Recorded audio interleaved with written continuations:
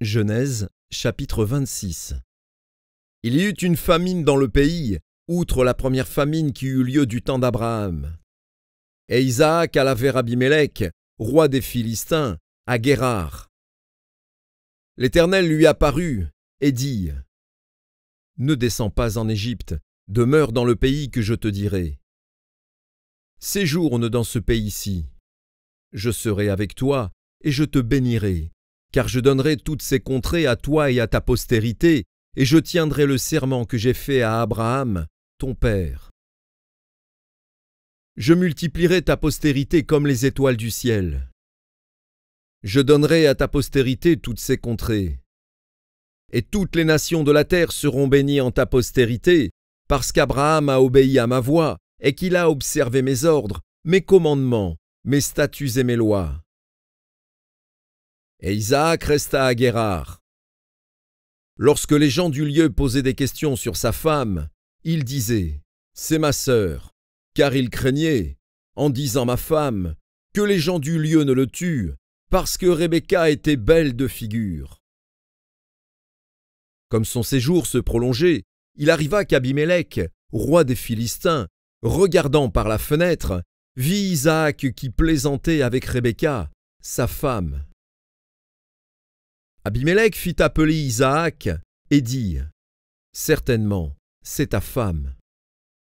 Comment as-tu pu dire : c'est ma sœur ? » Isaac lui répondit : « J'ai parlé ainsi, de peur de mourir à cause d'elle. » Et Abimélec dit : « Qu'est-ce que tu nous as fait ?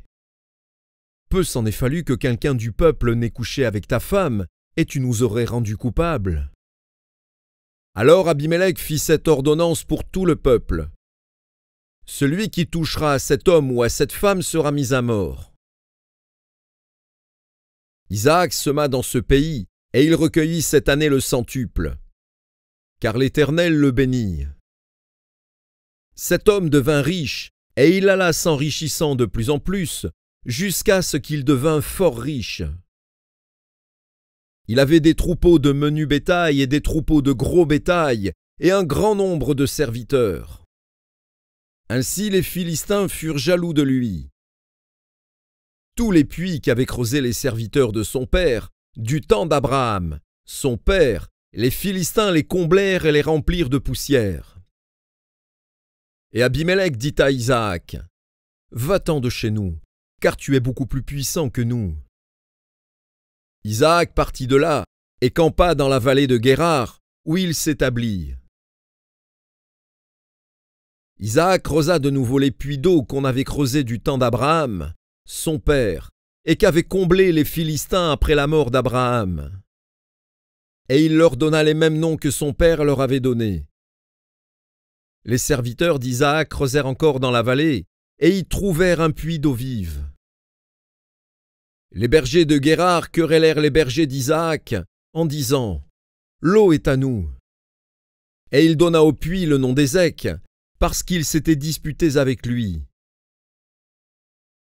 Les serviteurs creusèrent un autre puits, au sujet duquel on chercha aussi une querelle. Et il l'appela Sitna. Il se transporta de là et creusa un autre puits, pour lequel on ne chercha pas querelle. Et il l'appela Rehoboth, car, dit-il, l'Éternel nous a maintenant mis au large, et nous prospérerons dans le pays. Il remonta de là à Beër-Shéba. L'Éternel lui apparut dans la nuit, et dit : « Je suis le Dieu d'Abraham, ton père. Ne crains point, car je suis avec toi.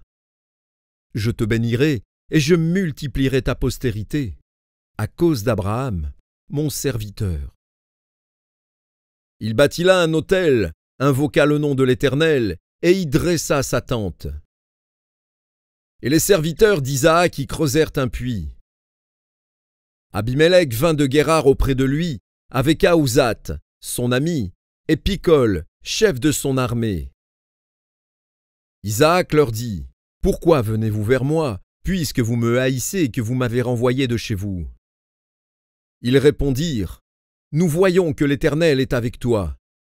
C'est pourquoi nous disons : qu'il y ait un serment entre nous, entre nous et toi, et que nous fassions alliance avec toi. Jure que tu ne nous feras aucun mal, de même que nous ne t'avons point maltraité, que nous t'avons fait seulement du bien, et que nous t'avons laissé partir en paix. Tu es maintenant béni de l'Éternel. » Isaac leur fit un festin, et ils mangèrent et burent. Ils se levèrent de bon matin, et se lièrent l'un à l'autre par un serment. Isaac les laissa partir, et ils le quittèrent en paix. Ce même jour, des serviteurs d'Isaac vinrent lui parler du puits qu'il creusait, et lui dirent : « Nous avons trouvé de l'eau. » Et il l'appela Shiba. C'est pourquoi on a donné à la ville le nom de Beër-Shéba jusqu'à ce jour. Ésaü, âgé de 40 ans, prit pour femme Judith, fille de Beéri, le Héthien, et Basmath, fille d'Élon, le Héthien. Elles furent un sujet d'amertume pour le cœur d'Isaac et de Rebecca.